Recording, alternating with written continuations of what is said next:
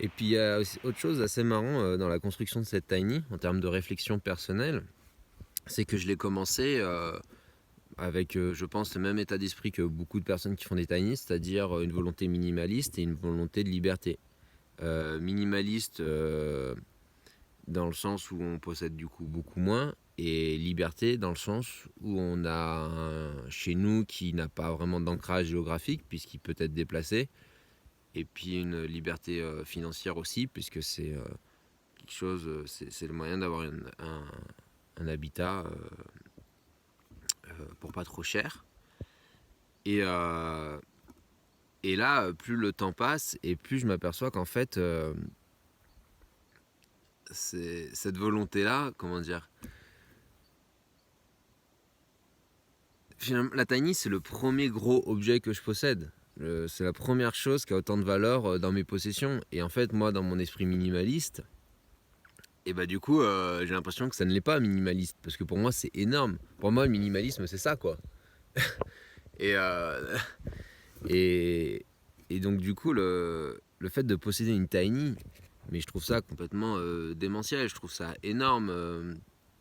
J'en parle, bah là, j'ai envoyé par exemple une vidéo de la construction à la mamie chez qui je vivais en Colombie, qui vit dans un quartier défavorisé et illégal, euh, en disant c'est une petite maison. Elle me dit mais c'est pas une petite maison, t'as tout ce qu'il faut. Et ça m'a fait coller, oui, ça m'a fait réagir. Je fais mais putain, mais grave quoi, c'est pas une petite maison. Et tout est relatif en fait. Peut-être qu'on voit les choses trop démentiellement aussi. Et bon bref, et du coup, comme c'est première grosse possession que j'ai, ben j'avoue que d'un côté, je vois pas si minimaliste que ça ce projet-là. Et en termes de liberté, moi qui ai toujours rêvé d'exploration et d'aventure et qui ai des projets en tête de repartir, où je me dis bah c'est ma petite cabane à moi qui est en France, c'est mon petit cocon quand je reviens. Euh, et ben malgré tout, c'est un ancrage. Même si on peut le déplacer, malgré tout, c'est un ancrage. C'est bizarre, mais si je me vois partir loin et longtemps, d'un côté, je me dis, ah, bah, c'est complètement con. Tu viens de te faire ta maison, pourquoi t'en profites pas? Et voilà, donc je sais pas s'il y en a d'autres qui se sont fait ces réflexions-là, mais c'est vrai que, ben, à la fois, je sais très bien que d'un point de vue conventionnel et général, c'est un projet minimaliste et, euh, et qui permet beaucoup de liberté.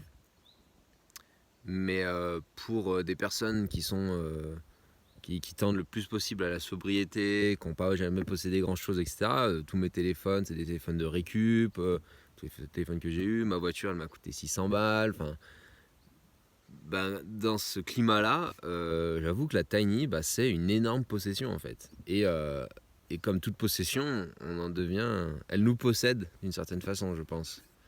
Donc, donc voilà, c'est assez marrant de se faire ces réflexions-là et, et puis voilà.